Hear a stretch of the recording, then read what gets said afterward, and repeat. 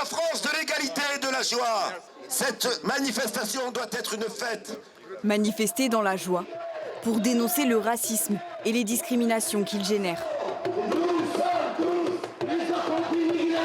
En tête de cortège, le collectif des sans-papiers et à quelques mètres d'eux, Sophie Camara. Venue d'Afrique de l'Ouest il y a 40 ans, elle a obtenu la nationalité française.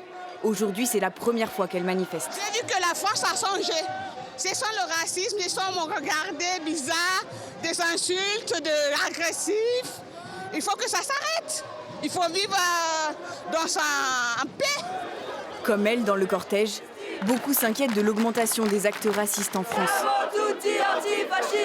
Plus 11% en un an, selon le ministère de l'Intérieur. Ça fait peur et on se dit qu'on revient je sais pas combien d'années en arrière alors que normalement ça devrait être l'inverse. C'est aussi pour dire que non, nous on n'est pas d'accord pour cette société-là, qu'on a envie, qu'on espère qu'on pourrait vivre ensemble. Je sais pas s'il y a plus de racistes en France, en tout cas la parole raciste elle s'est installée dans le débat public, à la télé, auprès des dirigeants politiques, enfin voilà, donc c'est ça qui est inquiétant.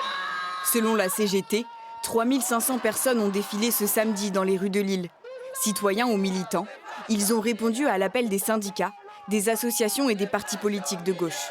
Le but de cette manifestation, c'est aussi de démarrer, de se préparer dès maintenant et de construire des anticorps antiracistes, des anticorps contre l'antisémitisme et contre toutes les discriminations de genre, de race et même des discriminations sociales.